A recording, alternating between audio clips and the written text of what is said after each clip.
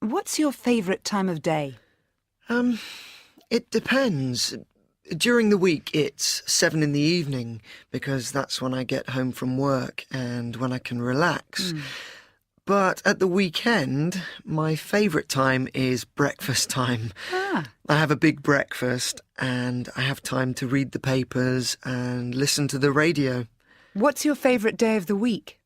My favourite day of the week is Friday because then I know the weekend is near. What's your favourite month? Probably May.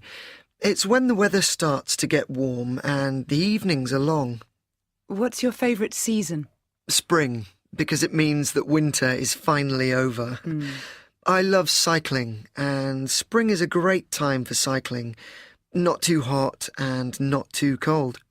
What's your favourite public holiday? Probably New Year's Eve, because you don't need to worry about buying presents or cooking a big lunch, and everybody's in a good mood. I love shopping. I like going to the cinema. I don't mind getting up early. I don't like doing housework. I hate driving at night. In the UK, the third Monday in January is the most depressing day of the year, says psychologist Dr. Cliff Arnall, who calls it Blue Monday. Why? Because it's winter, the weather is usually grey and cold, the days are dark, and Monday is the first day of the working week. People are also often short of money after Christmas, and some people feel bad after breaking their New Year resolutions. And the happiest day of the year? The third Friday in June, says Dr. Arnall, and it's easy to see why. It's summer, it's warm outside, the evenings are light, and the weekend starts now. We asked our readers about the days and times during the year that make them feel good. Joe, 24. What's your favourite time of day? Why? 10:30 at night, because it's the time of day when I can really relax. What's your favourite day of the week? Why? Saturday, because I hate getting up early during the week, and Saturday is the first day when I can stay in bed until 12 if I want. What's your favourite month? Why? August, because my birthday is in August and I'm usually on holiday. What's your favourite season? Why? The summer, because the weather's good, the days are long, and people are in a good mood. What's your favourite public holiday? Why? January the 1st, because it's the start of a new year and I like making plans. Rose, 35. What's your favourite time of day? Why? Early morning, because I like being awake when other people are asleep and the light is beautiful. What's your favourite day of the week? Why? It depends, because every week is different. What's your favourite month? Why? May, because the world is pale green and asparagus is in season. What's your favourite season? Why? Autumn, because the leaves are red and yellow and it's a time for lots of wonderful fruit and vegetables. I love cooking. What's your favourite public holiday? Why? Easter Sunday, because I love chocolate and I always have a lot of Easter eggs. Inside the concert hall, a top orchestra is playing brilliantly. Their young conductor, Gustavo Dudamel, is one of the best in the world. But we are not in New York, London or Vienna. We are in Caracas, the capital of Venezuela. The orchestra is the Simón Bolívar Youth Orchestra, and its conductor and young musicians come from the poorest families in the country. They are a product of El Sistema, the system in Spanish, a project started in 1975 to save poor children from crime and drug addiction through classical music. Today, more than 270,000 young Venezuelans from the barrios poor areas in Caracas are learning to play instruments. They practice Beethoven and Brahms instead of learning to steal and shoot. Gisela, aged 11, says, "I am learning the viola because I want to escape from the barrio. In Venezuela now, it's cooler to like Strauss than salsa." Edgar, 22, who plays in the orchestra, says, "Sometimes when we finish late, I stay in town. It's dangerous to go home at that time. But now most of my friends are here. We are a family as well as an orchestra." Dudamel is now the musical director of the Los Angeles Philharmonic, one of the USA's top orchestras. But he returns frequently to Caracas to conduct. "I miss my orchestra, but I will never leave them. They're family," he says. 1. Alison and Ben. Alison. Can you play a musical instrument? No, I can't play musical instruments. Ben. Can you play a musical instrument? I can play the guitar, not very well, but I can play the guitar. 2. Tiffany. Do you have noisy neighbours? No, I'm the noisy neighbour. What do you do? Play music really loud. 3. Joel. What's your favourite month of the year? The month of May. Why? Because all the flowers are coming out, and it's not hot, but it's nice weather, and it feels fresh. 4. Ben. What kind of music do you like? I like all kinds of music. I like rock, jazz, dance music, and I also like some classical as well. What kind of music don't you like? I'm not a big fan of heavy metal. Do you have a favourite band or singer? Yes. My favourite singer is probably someone like David Bowie. 5. Anya. What kind of books do you like? Usually science fiction or fantasy novels. What are you reading at the moment? I'm reading a trilogy about some trolls.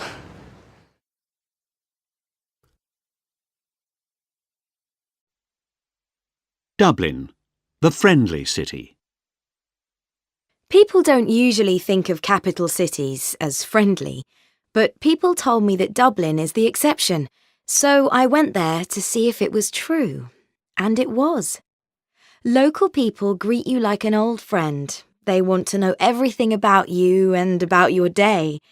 The tourist guides are really friendly. For example, at the Guinness factory, somewhere you must go, they offer you a free glass of Guinness. The bus drivers on the tour buses, an excellent way to get around Dublin, tell very interesting and amusing stories about all the buildings and monuments they go past.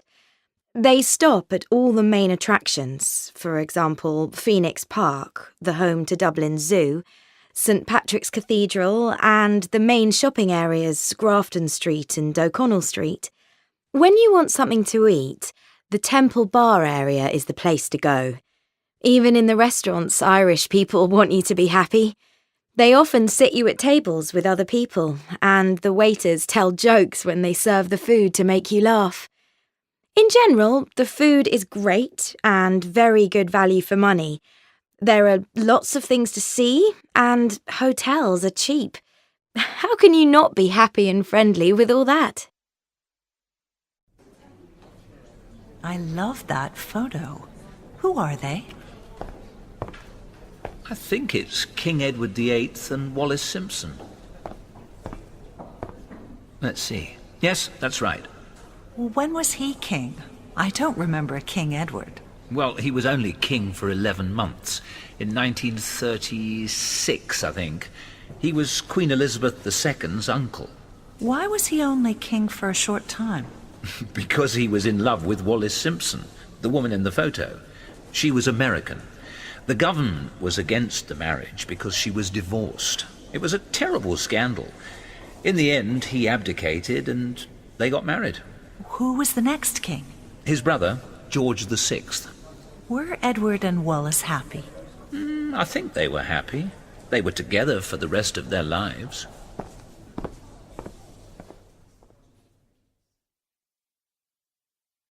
Henry VIII was born in 1491. He was King of England from 1509 to 1547, and is famous for separating the Church of England from the Roman Catholic Church, and for his 6 wives. When he was young, as in this picture, he was very strong and good-looking. He was an excellent sportsman, and was also a good musician and poet. However, in his old age he was very fat and always in pain. The Bronte sisters, Charlotte, Emily and Anne, were born between 1816 and 1820 in a small village in the north of England. They were all writers, but only Charlotte, with her novel Jane Eyre, was famous in her lifetime. Their brother Branwell, the painter of this portrait, was originally in the picture between Emily and Charlotte. He wasn't happy with his self-portrait, and now the painting shows only the 3 sisters. Helena Bonham Carter, the actress, was born in London in 1966. Her mother is half Spanish, and her father, who died in 2004, was the grandson of Herbert Asquith, the British Prime Minister from 1908 to 1916. Her first big role was as Lucy Honeychurch in A Room with a View, and her other roles include the Red Queen in Alice in Wonderland, Bellatrix Lestrange in the Harry Potter films, and Queen Elizabeth in The King's Speech. She has 2 children with her partner Tim Burton, a film director. Charles Spencer, Princess Diana's brother, has 3 daughters, 18-year-old Kitty and 15-year-old twins Eliza and Amelia. They live in Althorpe, a large country house near Northampton, about 85 miles, 136 kilometres north of London. One of the sisters and her friend wanted to go to a football match in London. It was a Premier League match between Chelsea and Arsenal at Stamford Bridge. They called a taxi to take them to London and back. The taxi arrived, and the driver typed Stamford Bridge into his sat-nav. The girls relaxed in the back of the car. They probably chatted, listened to music on their iPods, and texted their friends. They didn't talk to the taxi driver. 2 hours later, the taxi stopped. They looked out of the window. It was a street with pretty houses. The girls were a bit surprised, and they asked the taxi driver where they were. "In Stamford Bridge," he said. "Where did you want to go?" Go by bus. Go by car. Go by plane. Go for a walk. Go home from school. Go out on Friday night. Go shopping. Go to a restaurant. Go to bed late. Go to church. Go to mosque. Go to the beach. Go back to work. Go on holiday. Have a car.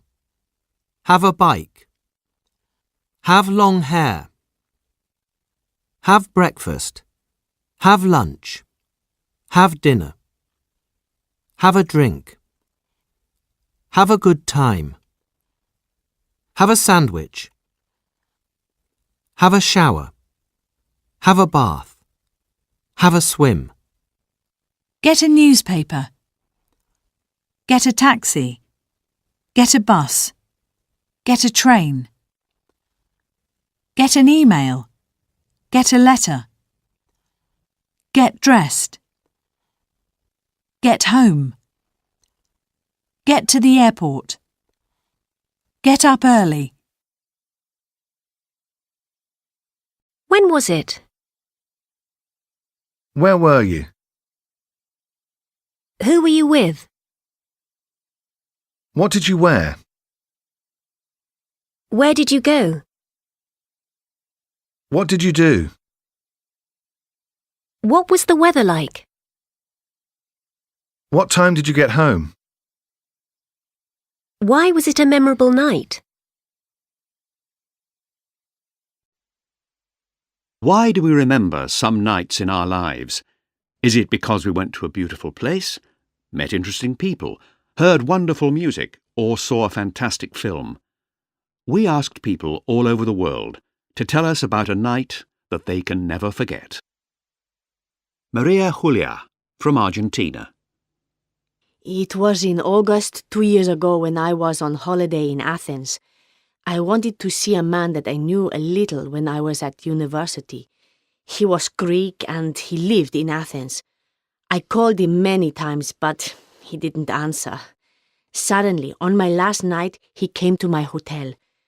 I felt embarrassed because my clothes weren't very special, a green skirt and a white t-shirt and Greek sandals, and my hair was a mess. We went out and walked around the center of Athens.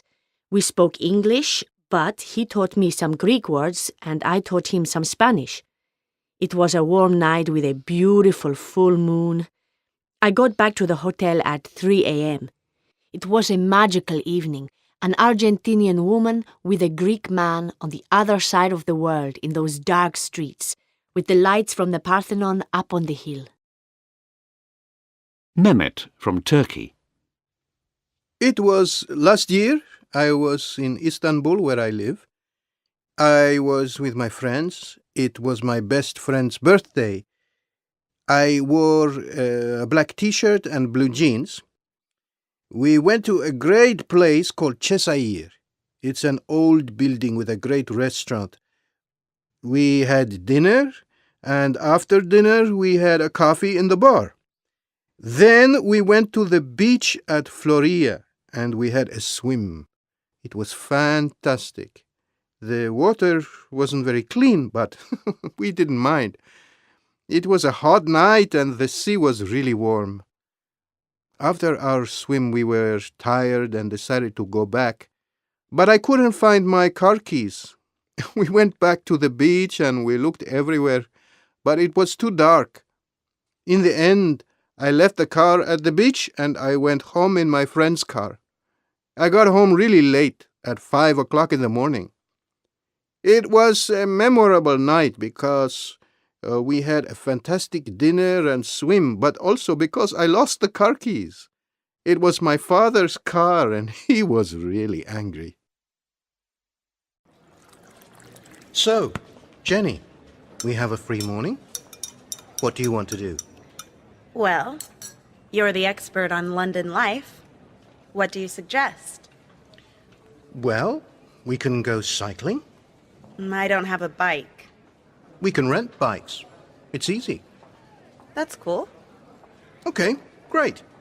So we can cycle through the parks and you can see a bit of London. Oh, hang on. Uh-oh. It's Daniel. Daniel, hi. Hi, Rob. You need to do an interview this morning with an artist. He's at the Tate Modern. Can I do the interview on Monday? Sorry. He can only do this morning. Okay. Send me the details. Thank you very much, Rob. I'm sorry. That's okay. I understand. Work is work. But I can meet you later, outside the Tate Modern. It's on the South Bank. I can find it. I have a map. I can cycle there. Let's meet at 12 o'clock then. Great.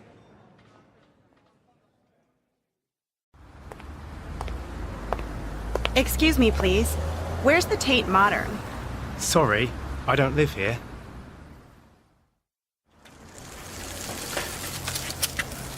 Excuse me. Is the Tate Modern near here? The Tate Modern? It's near here, but I don't know exactly where. Sorry. Thank you.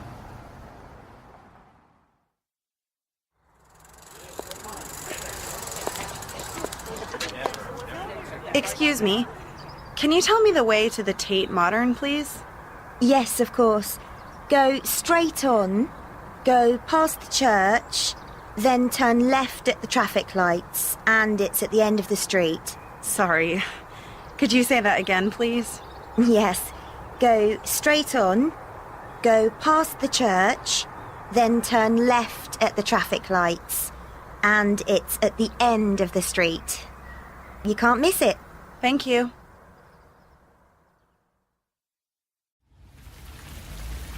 Sorry about the weather. Yeah, but what a view. It's a great bridge, too. It's the Millennium Bridge. It's not for cars, only for people. It was the first new bridge over the Thames in 100 years. You sound like a tour guide. Sorry. I interviewed the architect last year. So, what would you like to visit? What is there to see? Well, we could see the Tate Modern first, as we're here, and then we could go to the Globe Theatre. Do you like Shakespeare? Not really. I studied too much Shakespeare in college.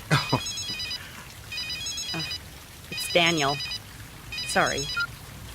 Hi, Daniel. Hi, Jennifer. How's your free day? Are you enjoying London? Absolutely. It's fantastic. Listen, I have some free time today. Would you like to meet for lunch? That's really nice of you, Daniel, but I'm sorry. I can't. I'm really far away from the office right now. That's okay. No problem.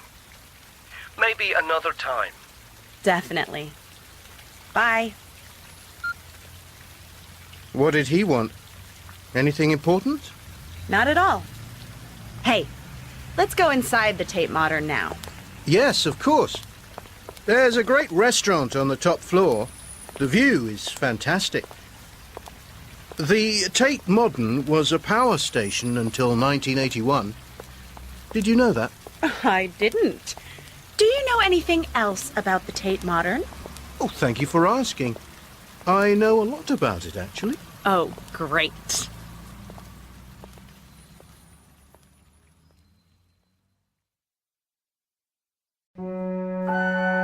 Jeremy.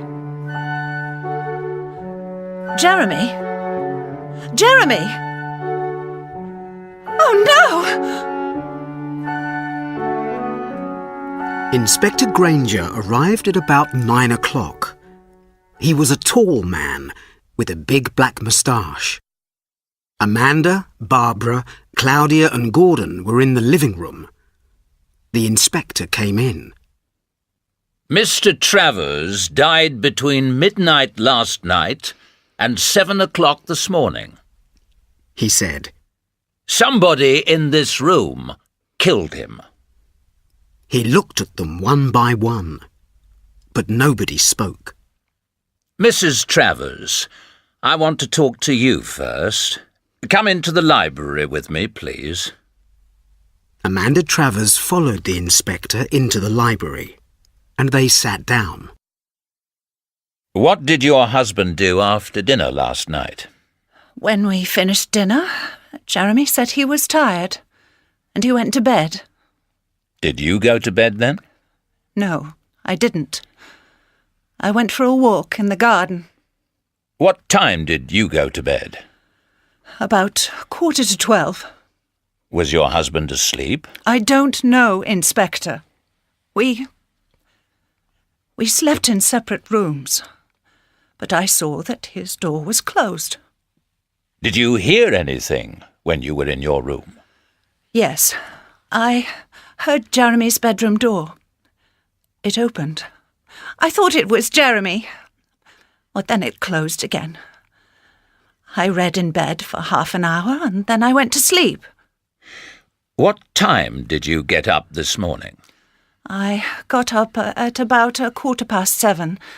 I had breakfast, and at 8 o'clock I took my husband a cup of tea. I found him in bed. He was dead. Tell me, Mrs. Travers, did you love your husband? Jeremy was a difficult man. But did you love him, Mrs. Travers? No, Inspector. I hated him.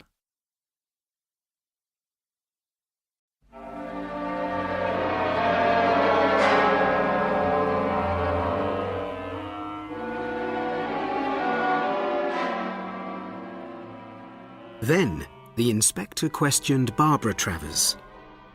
What did you do after dinner yesterday evening? After dinner, I played cards with Gordon, and then I went to bed. What time was that? It was about 11:30. I remember I looked at my watch. Did you hear anything in your father's room? No, I didn't hear anything. Miss Travers, did you have any problems with your father? No, I didn't have any problems with him at all. My father was a wonderful man and a wonderful father. I'm sorry, Inspector. Don't worry, Miss Travers. No more questions.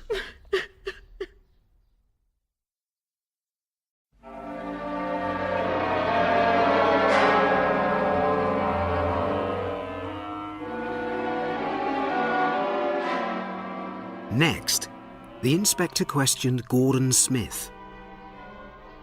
What did you do after dinner, Gordon? I played cards with Barbara. Then she went to bed. Did you go to bed then? No, I stayed in the sitting room and I had a glass of whiskey. Then I went to bed. What time was that? I don't remember exactly. I didn't look at the time. Did you hear anything during the night? No, I didn't. I was very tired. I slept very well. You and Mr. Travers were business partners, weren't you? Yes, that's right. And it's a very good business, I understand. Yes, Inspector, it is. And now it is your business. Listen, Inspector. I did not kill Jeremy. He was my partner and he was my friend.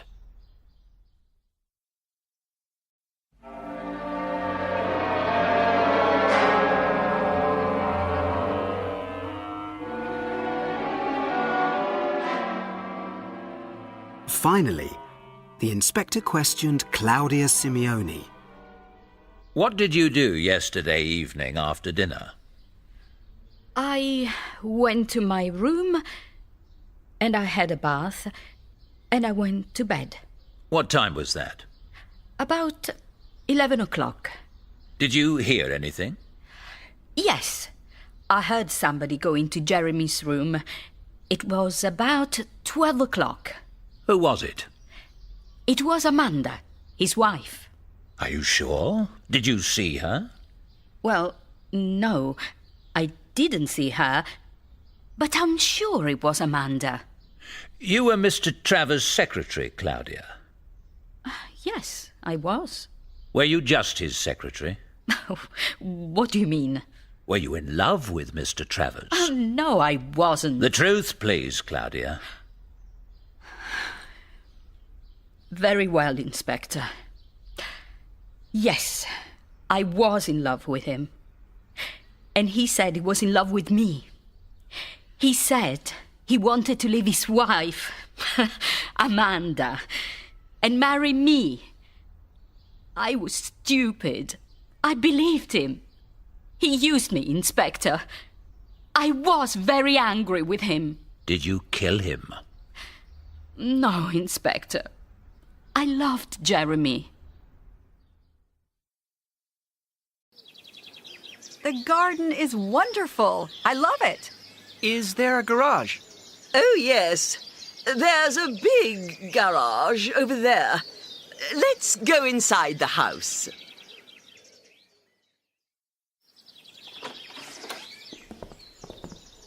This is the hall.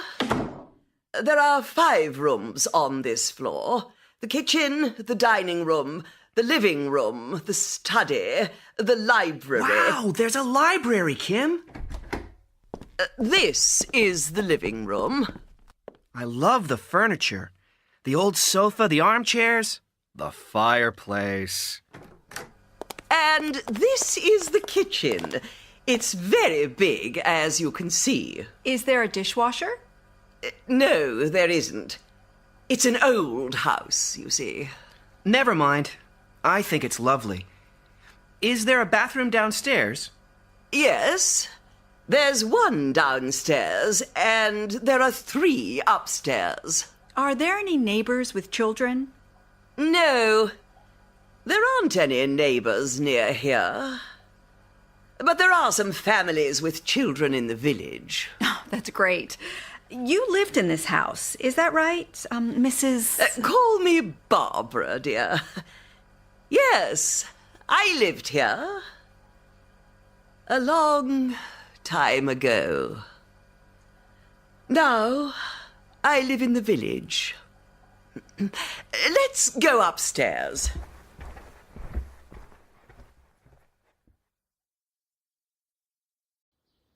Let's go upstairs. Follow me. Oh! Be careful. The ceiling is very low here. It's a very old house. Yes. The house is 300 years old. My family lived here for nearly 80 years. There are 6 bedrooms. This was my father's bedroom. Is there central heating in the house? Yes, there is. Why do you ask? Are you cold? Yes, it's very cold in here. That's because we're from California. Let's go and see the other bedrooms. Yes, of course.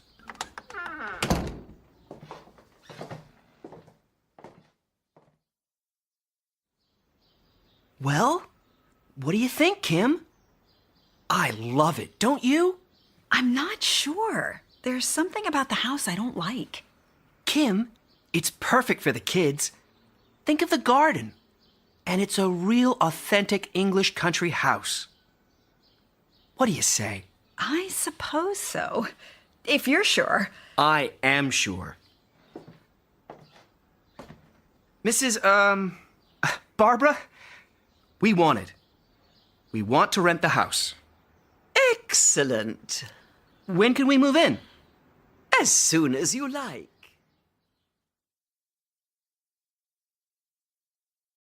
I arrived at Gosforth Hall late in the evening.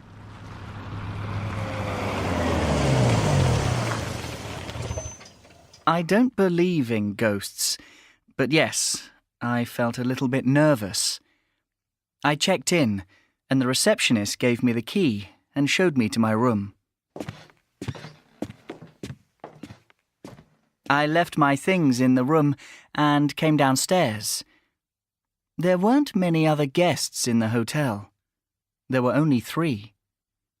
I sat in the lounge and I talked to the manager, Sarah Daniels, about her hotel. Then I had a drink in the bar, and at 12 o'clock I went upstairs to my room.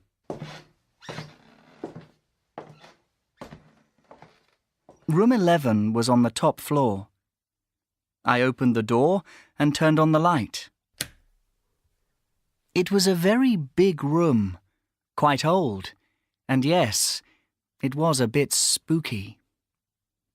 There was an old TV on a table, but there wasn't a remote control. I turned on the TV. There was a film on. I was happy to see that it wasn't a horror film. I decided to watch the film, but I was tired after my long journey, and after half an hour, I went to sleep.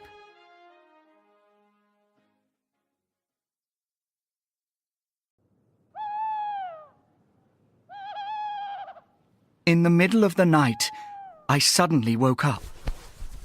I looked at my watch. It was 2 o'clock in the morning. The television was off, but how?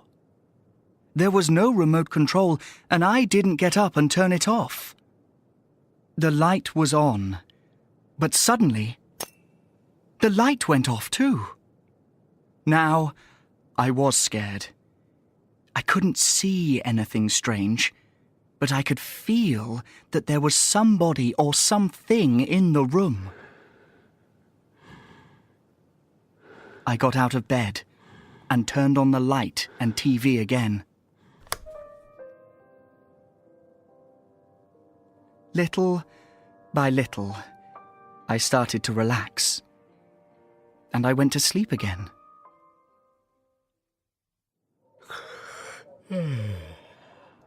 When I woke up, it was morning. I had breakfast and checked out. So the question is, did you see the ghost? No, I didn't see the ghost, but I definitely felt something or somebody in the room when I woke up in the night. Were you frightened? Yes, I was. Very frightened. Would you like to spend another night in the hotel? Definitely, yes. Why? Well, I'm sure there was something strange in that room. I can't explain the television and the light. I want to go back because I want to see the ghost. There are many hotels in Britain that people say are haunted. If you're feeling brave, you can stay the night in one of these hotels. England. Gosforth Hall is a small hotel in Cumbria, in the north of England, built in 1658. People say the hotel has the ghost of a Catholic priest. He usually appears in room 11. There is a secret tunnel that goes from behind the fireplace in the hotel lounge to room 11. In 17th century England, Catholic priests used the tunnel to hide from Protestants. The owner of the hotel, Rod Davies, says, "I didn't believe in ghosts before I came here, but strange things happen in the hotel." One guest woke up in the middle of the night and saw a tall man standing next to his bed. He checked out the next morning. Rod's wife says, "One night, a lot of books fell off a shelf in the lounge, and sometimes when I'm working, I feel that someone is watching me, but when I turn round, nobody is there." Ghost hunters, ask for room 11. www.gosforthhallhotel.co.uk. Scotland. Comlongan is a 15th century castle in a small village near Dumfries in southwest Scotland. The castle is haunted by the Green Lady, the ghost of Lady Marian Carruthers. Lady Marian was unhappy because she was married to a man she did not love, and in 1570 she jumped from the castle walls and killed herself. Many strange things happen in the hotel. Doors open and close, and lights go on and off in empty rooms. An American couple once opened the door of their room and saw a young woman sitting on the bed. They left because they thought they were in the wrong room. In fact, it was their room, but when they came back, the room was empty. Ghost hunters, ask for the Carruthers Suite. www.comlongan.com.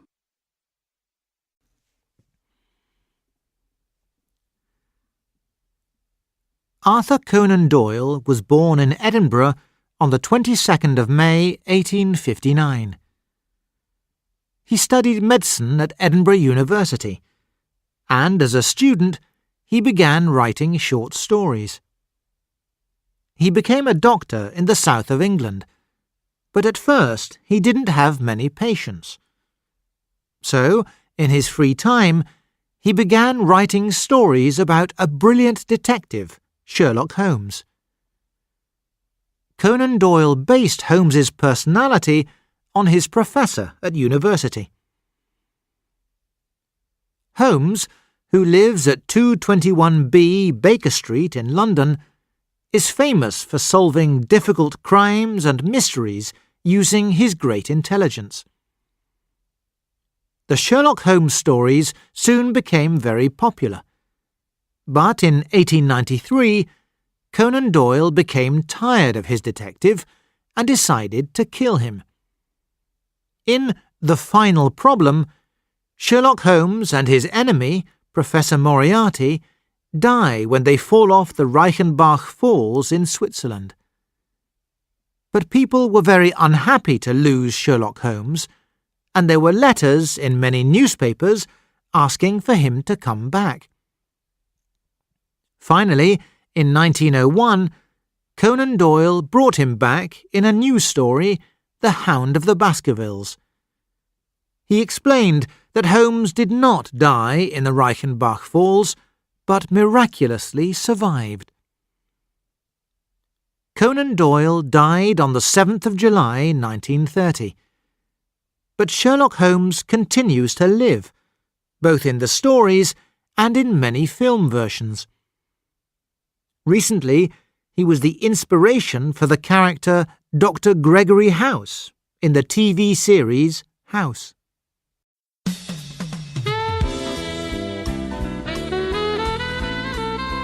Good afternoon and welcome to today's edition of Get Ready, Cook.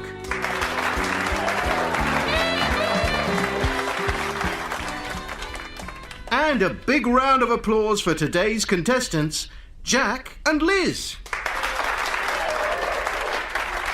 Hello, Jack. So, do you like cooking? I love it. I cook dinner every evening at home. How about you, Liz? Yes, I'm the cook in my family too. I cook every day, of course, but what I really like is cooking for friends at the weekend. Oh, okay. So you know the rules. In the bag there are 6 ingredients, just 6 ingredients. You have an hour to cook 3 dishes. A starter, a main course and a dessert. Apart from the ingredients in the bag, you can also use basic ingredients like pasta, rice, eggs, sugar, salt, pepper, etc. Okay, are you ready? Let's open the bag. And today's ingredients are a chicken, some carrots, some onions, 3 oranges, some cream cheese, and some dark chocolate. Okay, Jack and Liz, you have 5 minutes to decide what to make, and then it's get ready, cook.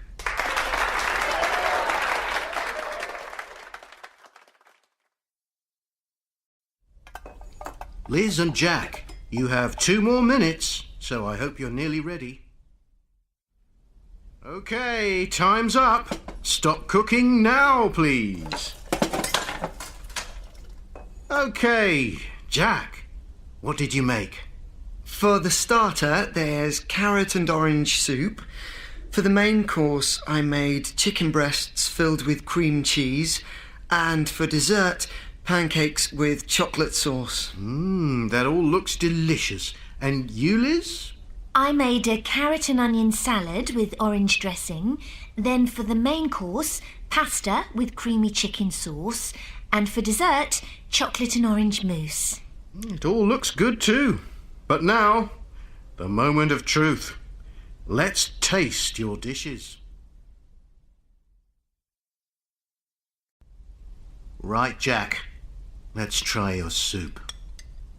That's delicious. It's a great combination, carrot and orange. Is there any onion in the soup? Yes, 1 onion.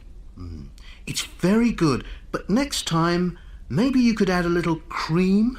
Not much, just a little. Okay, now the chicken. That's lovely.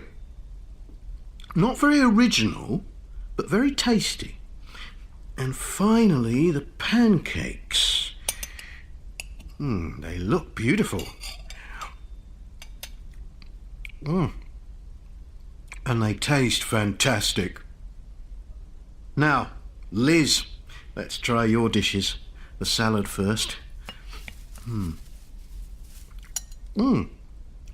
It's nice, but the taste of onion is very strong. How many onions did you use? 3. I think perhaps 2 are enough for this salad. Okay, the pasta. It's very good, but it needs a bit more salt and pepper. And finally, the mousse. That's a beautiful mousse, Liz. Thank you. And it tastes fantastic. Absolutely delicious. Well, congratulations to you both. I loved all your dishes, but only one of you can win. And today's winner is Jack.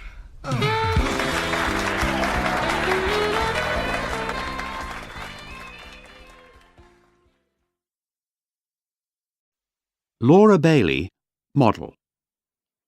Breakfast. I never miss breakfast. I had some cereal and fruit and a piece of toast. I'm a bit unusual because I have tea and coffee in the morning. I don't mind in which order, but I need to have both. Lunch. I was at my studio all day, so I got takeaway vegetarian sushi from a restaurant called Itsu. I became a vegetarian 20 years ago, and now I can't imagine living any other way. Dinner. I picked up my boys from school and we had a snack, cheese and biscuits. In the evening, I went to my favourite pizzeria and I had a vegetarian pasta dish and 2 glasses of white wine. James de Gale, boxer. Breakfast. I woke up and went running for an hour and a half. Then I came home and had a cup of tea and some porridge. Then I went to the gym and trained. Lunch. I had a bowl of pasta with chorizo and bacon in tomato sauce with cheese on top, and an apple and an orange. I have an important fight soon, so my diet has to be very strict now. 3 meals a day and no snacks. Dinner.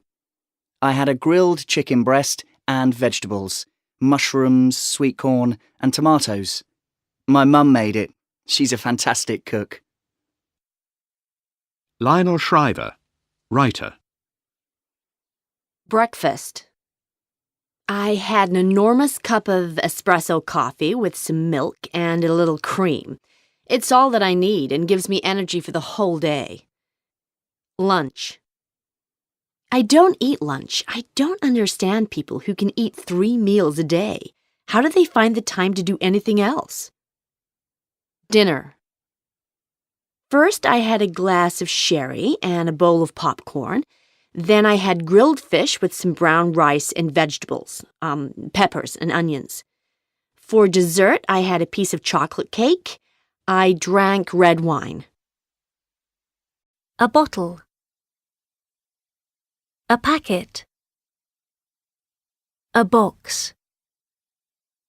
A carton. A can. A jar. A tin. How much sugar do you eat? A lot. I eat a lot of sugar. Quite a lot. I eat quite a lot of sugar. A little. I eat a little sugar. Not much. I don't eat much sugar. None. I don't eat any sugar. How many sweets do you eat? A lot. I eat a lot of sweets. Quite a lot. I eat quite a lot of sweets. A few. I eat a few sweets. Not many. I don't eat many sweets. None. I don't eat any sweets. Are you sure this is salt? I think it's sugar. No, I'm sure it's salt. I put some in the rice salad. Let's taste the salad. Ah! It was sugar, I told you. Sorry.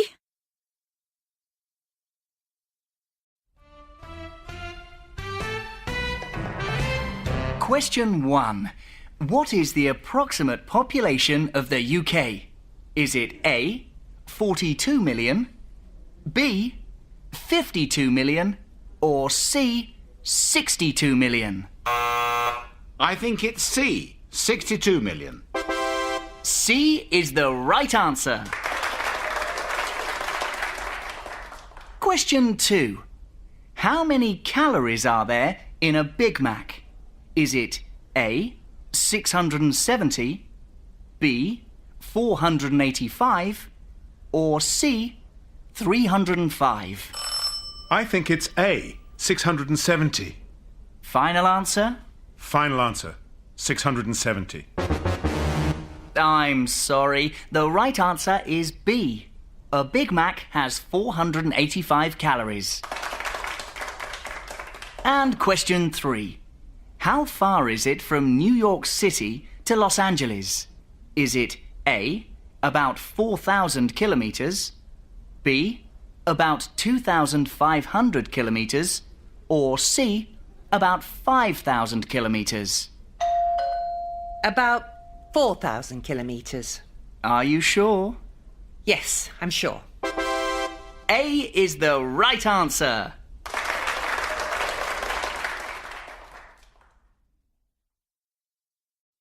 A 105. 200. 350. 875. 1,000. 1,500. 2012. 5,420. 25,000. 100,000. 1,000,000. 2,300,000.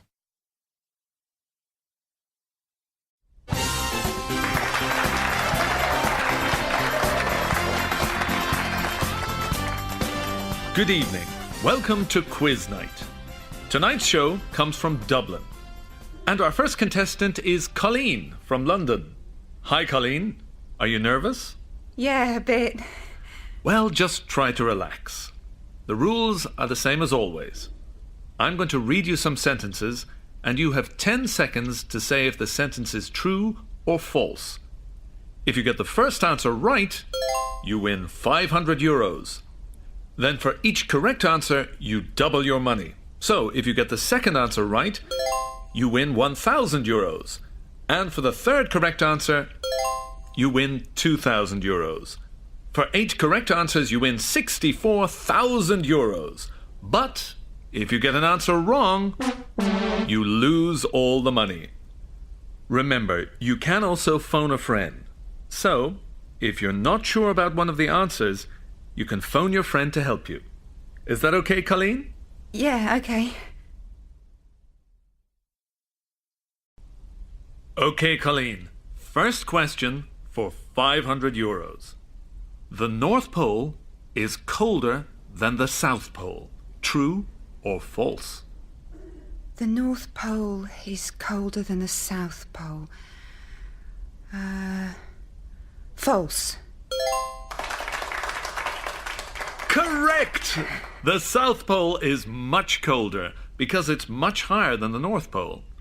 In the summer, the average temperature at the North Pole is 0 degrees, but at the South Pole, it's minus 26. Now, for 1,000 euros, carrots are sweeter than tomatoes. True or false? I think it's true. Correct! It's true. Carrots are about 5% sugar, but tomatoes don't have any sugar at all. Right. For 2,000 euros. A proton is heavier than an electron. I think it's true. Correct! A proton is more than 1,800 times heavier than an electron. Next, for 4,000 euros. The White House is bigger than Buckingham Palace. True or false? The White House is bigger than Buckingham Palace. False. Correct! Buckingham Palace has 775 rooms, but the White House has only 132 rooms. Next, for 8,000 euros. Oranges are healthier than strawberries. True or false? True. No, false. Do you want to phone a friend? No, I think it's false. Correct! An orange has 70 milligrams of vitamin C, but a cup of strawberries, a normal serving, has 98. Okay, for 16,000 euros. Female mosquitoes are more dangerous than male mosquitoes. True. Correct! Female mosquitoes are the ones that bite. Male mosquitoes don't bite. Okay, Colleen. For 32,000 euros. In judo, a green belt is better than a blue belt. True or false? I'm sure that's false. My brother does judo. False. Correct! The order of belts in the lower stages of judo is white for a beginner, then yellow, orange, green, blue, brown, and black. And finally, the last question. Be very careful, Colleen. If you get it right, you win 64,000 euros. But if you get it wrong, you get nothing. Are you ready? Yes, ready. Okay. For 64,000 euros. Hepatitis A is worse than hepatitis B. True or false?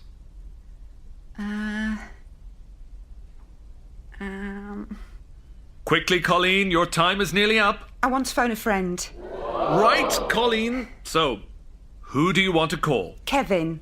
Is he your boyfriend? Yes, he is. Okay, then. Hello, is that Kevin? Yes, it is.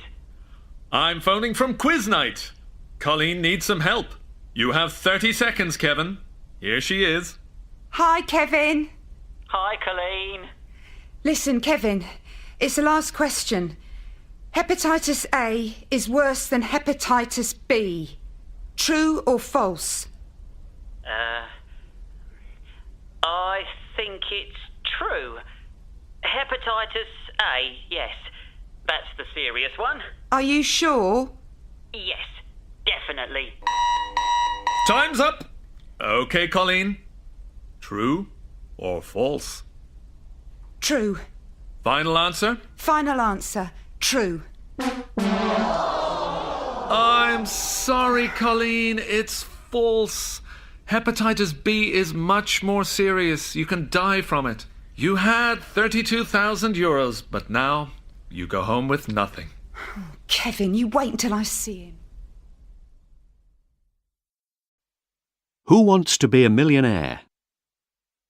A quiz show where contestants can win a maximum prize of £1 million if they can answer multiple choice questions which become more and more difficult. contestants have 3 possibilities of getting help. They can ask the audience, reduce the 4 choices to 2, or they can phone a friend. Mastermind.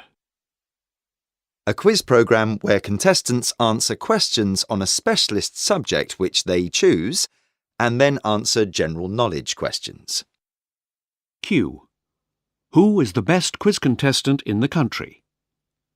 A. Pat Gibson.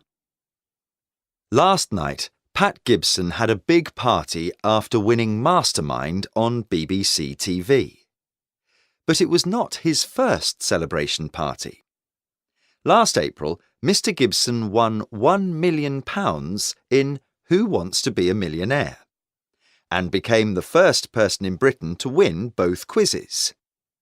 In the Mastermind final, Pat, a 43-year-old computer programmer who is obsessed with trivia, beat 5 other contestants, including a university lecturer. During the competition, he answered questions on several specialist subjects, for example, film director Quentin Tarantino and science fiction author Ian M. Banks.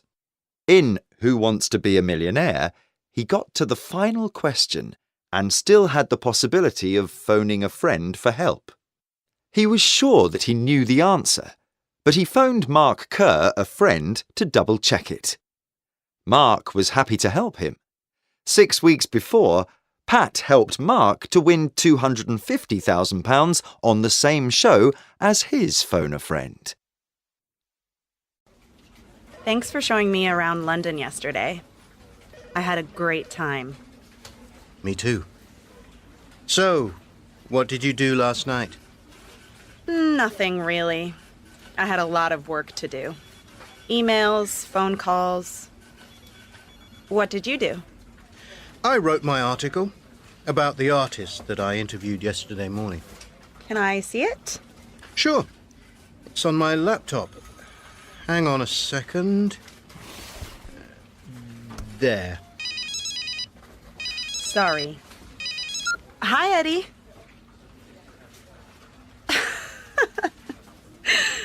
Thanks. But listen, I can't talk right now. I'm in the office. Yeah. Later. Okay. Sorry, but it's my birthday today. Really? Happy birthday. Maybe we could have dinner tonight. Jennifer, Oh, hi, Daniel. I'd like to take you out for dinner this evening. This evening? Yes, for a working dinner. We have a lot to talk about before you go back to New York. I know a very good restaurant. Oh, yes, of course. Great. See you later. Yes, sure. Sorry, Rob.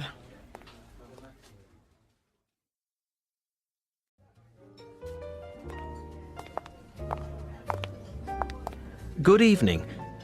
Do you have a reservation? Yes, a table for 2. My name's Daniel O'Connor. Come this way, please. Are you ready to order? Yes. The soup and the mushroom ravioli, please. I'd like the mozzarella salad and then the chicken, please. What would you like to drink? Just water for me. A bottle of mineral water, please. Still or sparkling? Is sparkling okay? Yes, sparkling. Thank you, sir. Thank you.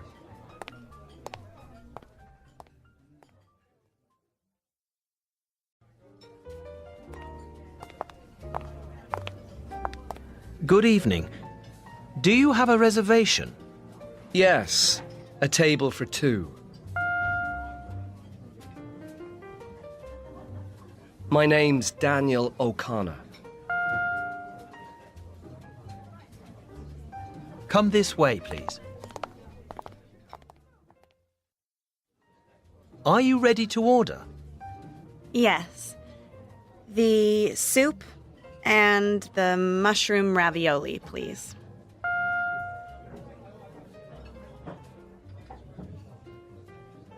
I'd like the mozzarella salad and then the chicken, please.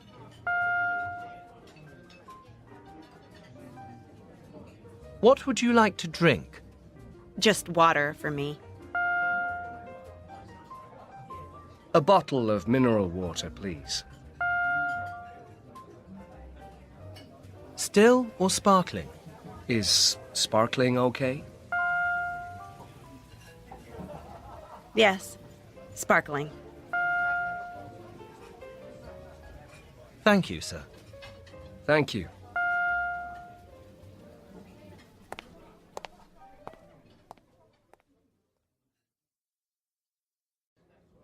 So, Jenny, I hear it's your birthday today. Yes, that's right. Well, happy birthday. How do you normally celebrate? Oh, nothing special. Maybe I go out for dinner with friends or see a movie. Well, we could go out somewhere after dinner. Would you like a dessert? Not for me, thanks. Okay, no. Coffee? A decaf espresso? The same for me, please. 2 decaffeinated espressos. Certainly, sir. You know, Jenny, you've got beautiful eyes. I get them from my mother. Anyway, what are your plans for the July edition of the magazine? The July edition, I have to take this. Sorry. No problem. Hi, Barbara. Jenny, just a quick call. We really like your idea about Rob Walker. He's a great writer. So, can I ask him? Yes, go ahead. That's great. Good luck. I hope he says yes. Me too. Good news? Yeah. That was Barbara, my boss from the New York office. She just gave me a little birthday present. So, would you like to go somewhere else? I'm sorry, Daniel. I'm a little tired. Yes, of course. Waiter, could I have the bill, please?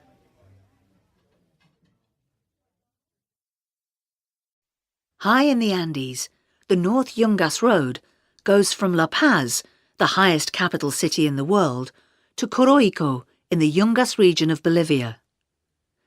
The road is only about 3 meters wide, and the Coroico River lies 200 meters below. Bolivians call it El Camino de la Muerte, Death Road, because of the number of accidents, and in 1995 it was officially declared the most dangerous road in the world. Since a new road opened in 2006, there are fewer buses and lorries on the old road.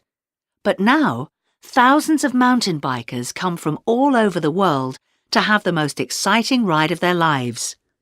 They start at La Cumbre, 4,700 meters above sea level, and go down to 1,525 meters, travelling at nearly 80 kilometers an hour down the narrow road. During the rainy season, from December to March, only experienced cyclists can take part. But some die every year on the road. So, why do people do it?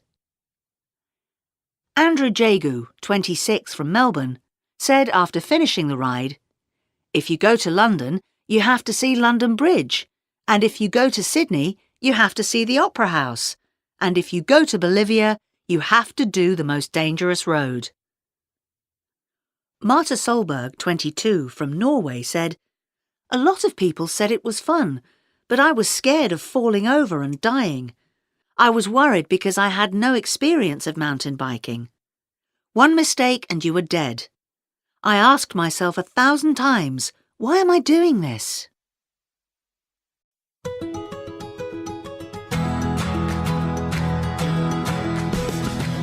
On today's travel programme, Alan Marks is going to tell us about couch surfing, a new way of travelling.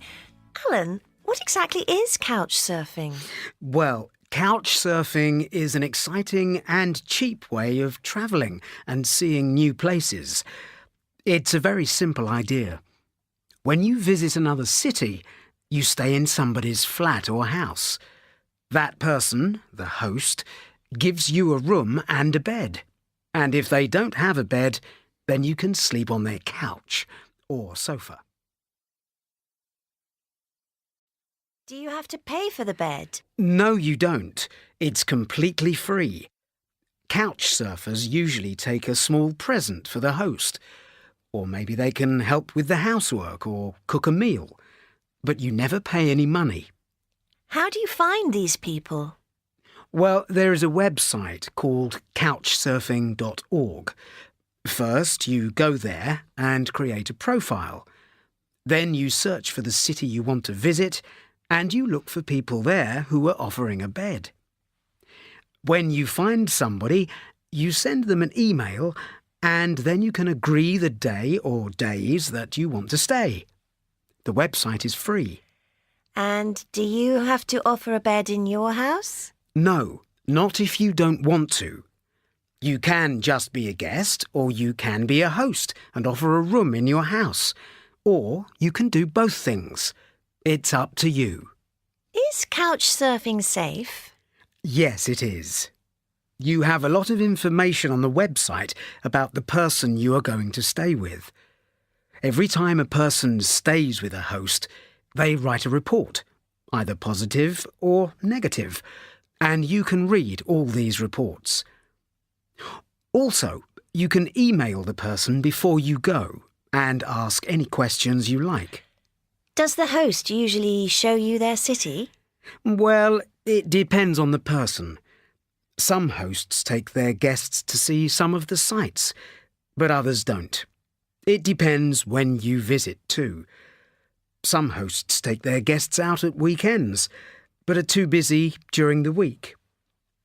But hosts usually recommend things to do, so you often see things which tourists don't usually see. And can I couch surf all over the world? Of course. In fact, you can visit 230 countries and more than 70,000 cities. Now we're going to talk to Philip Dans, a newspaper journalist. His newspaper wants him to try couch surfing, and he's going to leave next week. Tell me about your plans, Philip.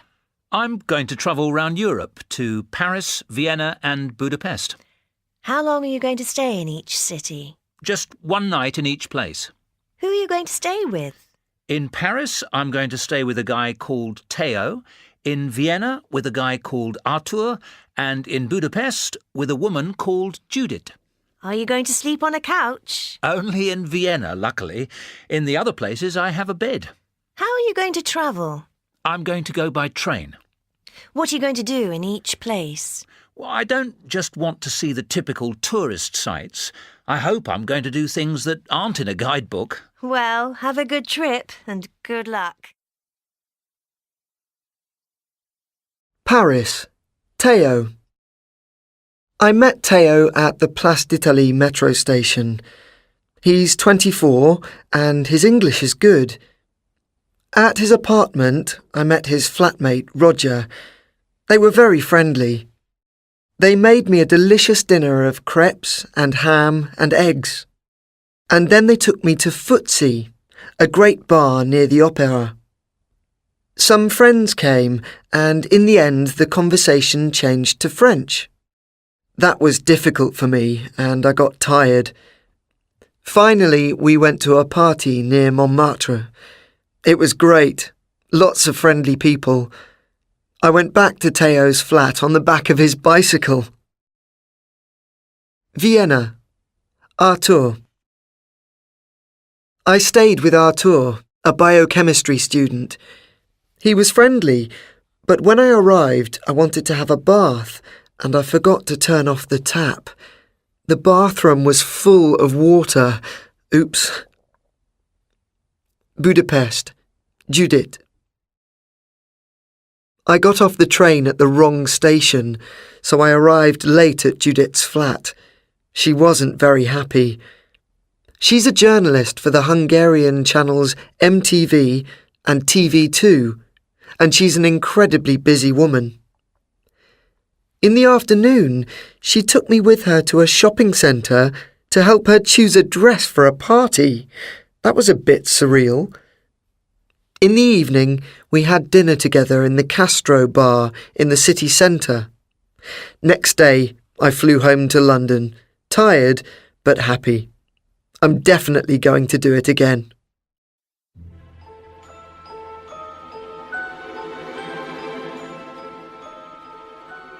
It's written in the cards. Part 1. Come in, said a voice. Jane Ross opened the door and went into a small room.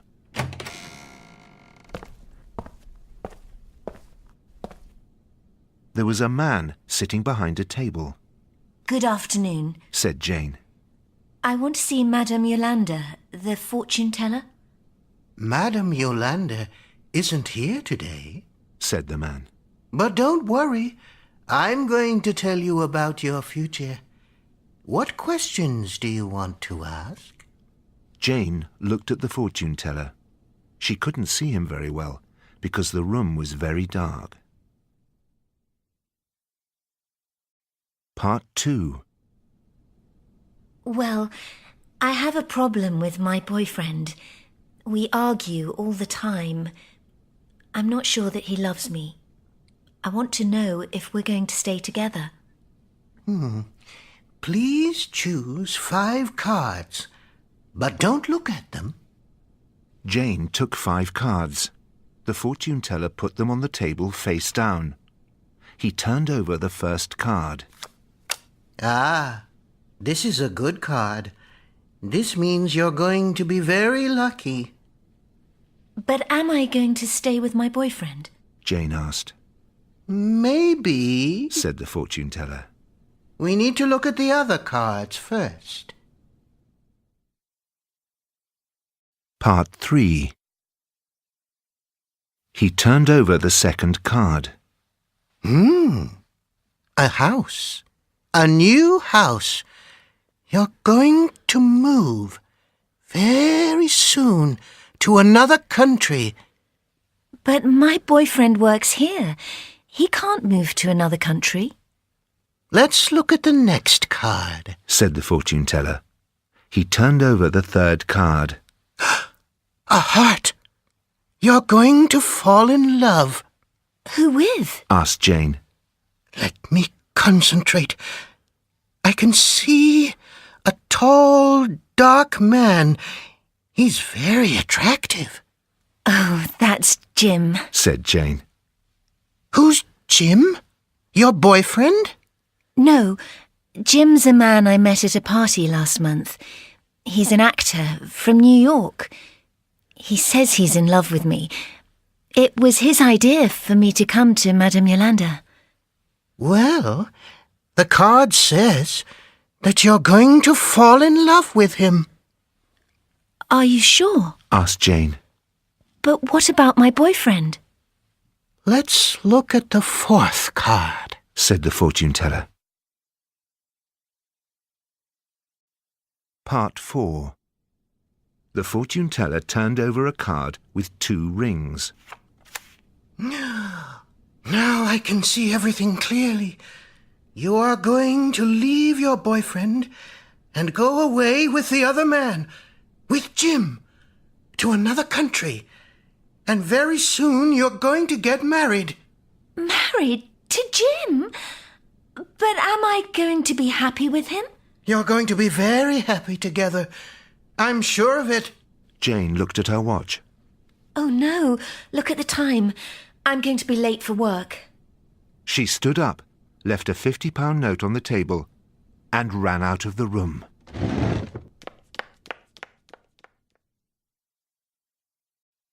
Part 5. The fortune teller stood up. He turned on the light. At that moment, an old woman came in. So, what happened? She asked. It was perfect. She believed everything, said Jim. I told you, I'm a very good actor. She was sure I was a fortune teller. He gave the woman £100. That's Jane's £50 and another £50 from me. Thanks very much, Madam Yolanda. Bye. Madame Yolanda took the money. The fifth card was still on the table, face down. She turned it over. It was the plane. She looked at it for a minute, and then she shouted, Wait, young man! Don't travel with that girl! A plane is going to... But the room was empty.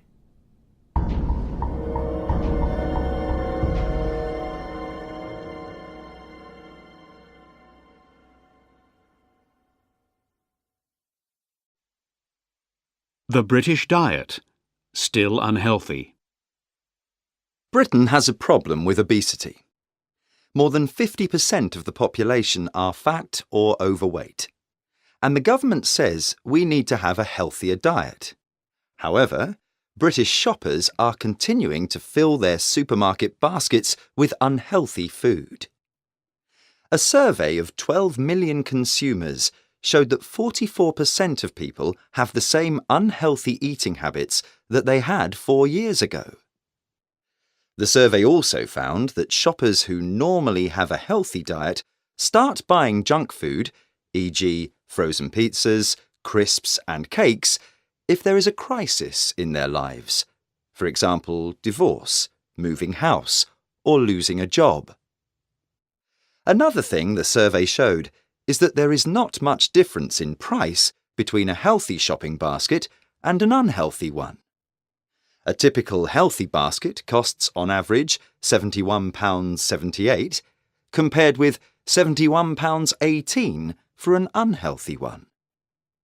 Martin Hayward, the director of the study, said, Many people don't eat healthily because they worry that healthy food is more expensive, but the survey shows that this is not true.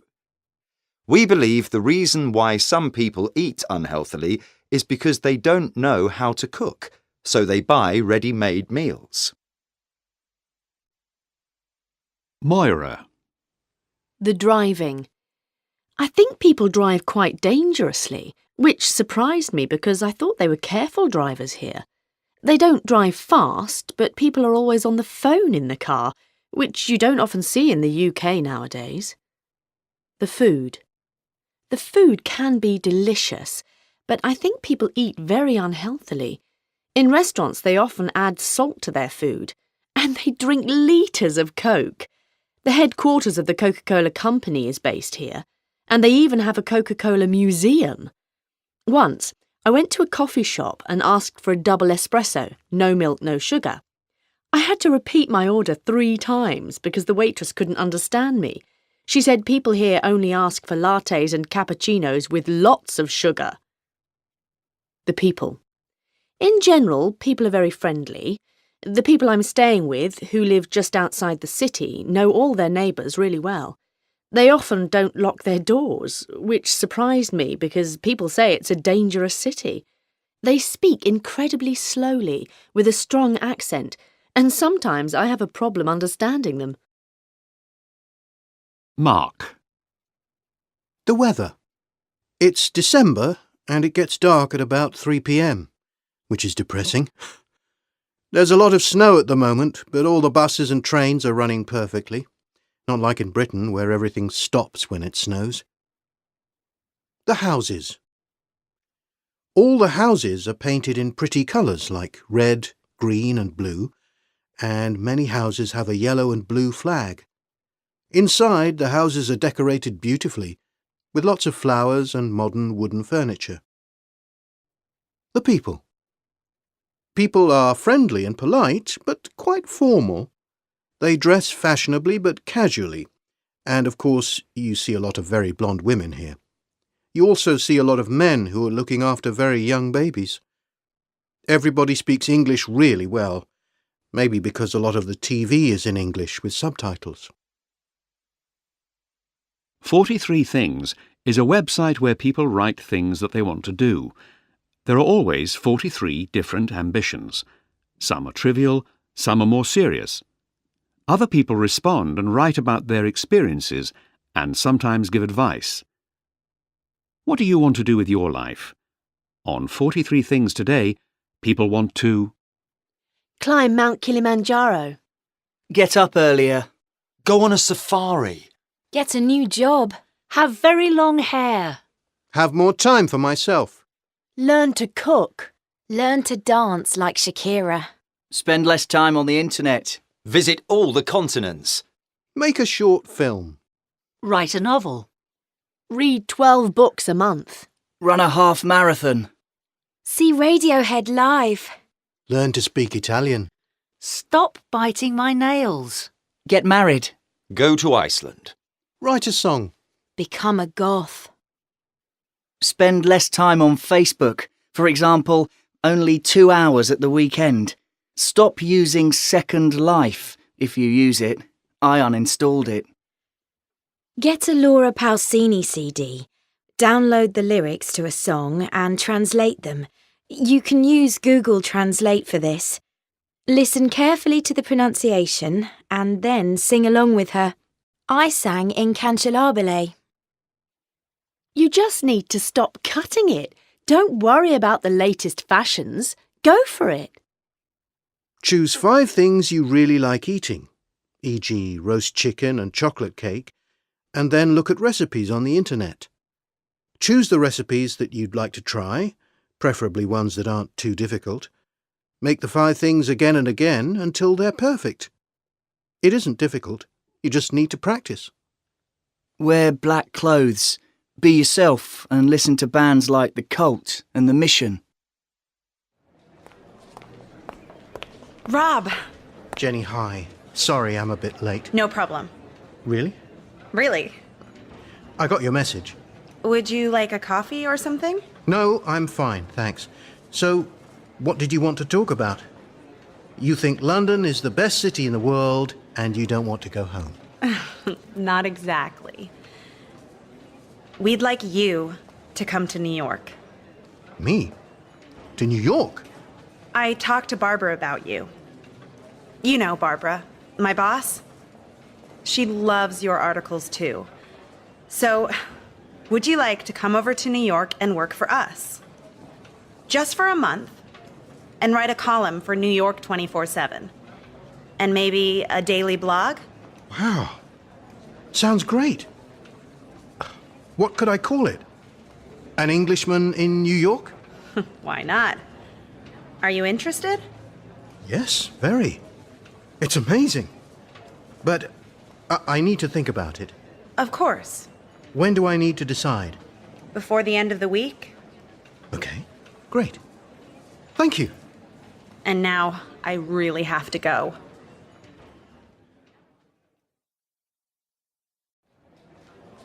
Could you call me a taxi, please? Yes, of course. Where to? To Paddington Station? And when would you like it for? Now, please.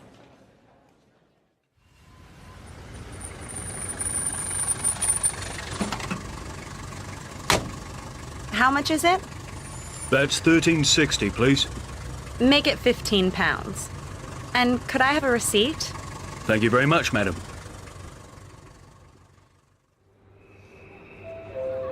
Could I have a ticket to Heathrow Airport, please? Single or return? Single, please. Standard or first class? Standard, please. That's £18. Can I pay by credit card? Yes, of course.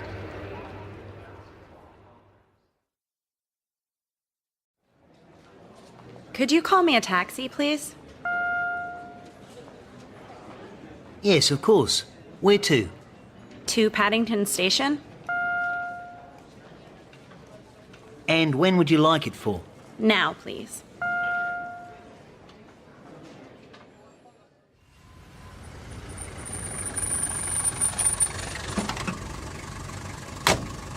How much is it? That's $13.60, please. Make it £15. And could I have a receipt? Thank you very much, madam.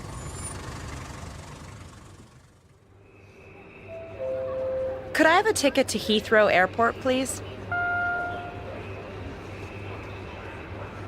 Single or return? Single, please. Standard or first class? Standard, please.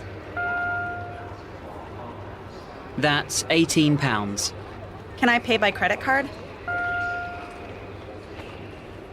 Yes, of course.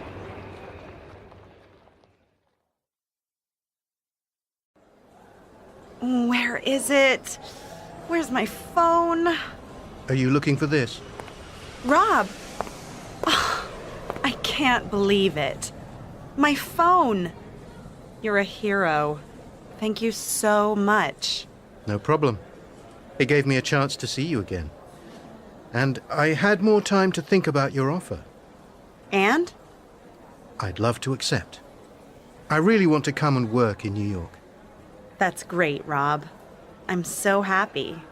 Me too. Oh, you had a call from Eddie. I didn't answer it. Is he going to meet you at the airport? Eddie? No. He's at college in California. In California?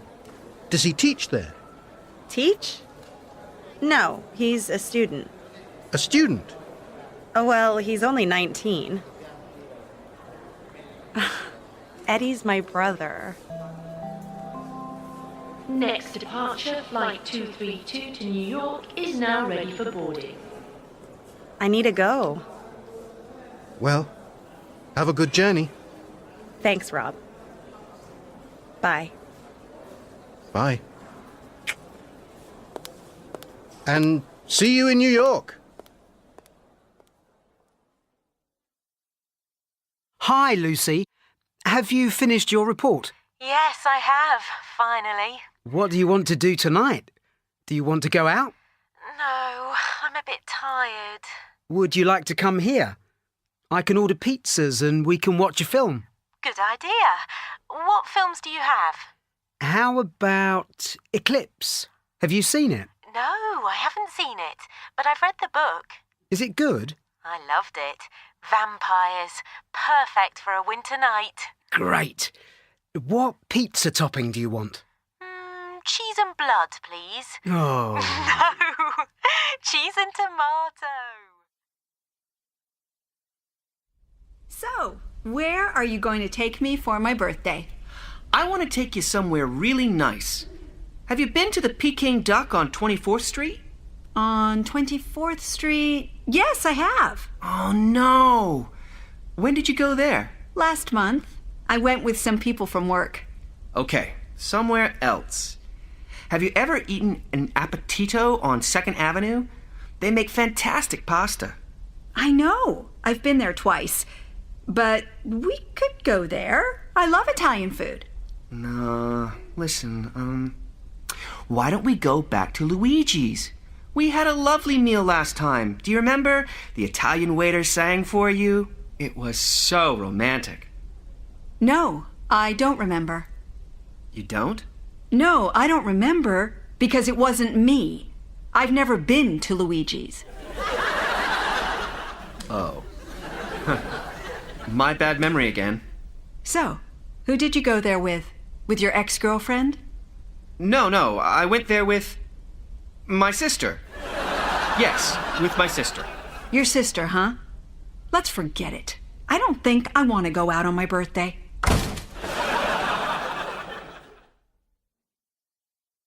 One. Buy. Bought. Bought. 2. Drink. Drank. Drunk. 3. Find. Found. Found. 4. Give. Gave. Given. 5. Hear. Heard. Heard. 6. Have. Had. Had. 7. Know. Knew. Known. 8. Lose. Lost. Lost. 9. Make. Made. Made. 10. Meet. Met. Met. 11. Pay. Paid. Paid. 12. Send. Sent. Sent. 13. Spend. Spent. Spent. 14. Think. Thought.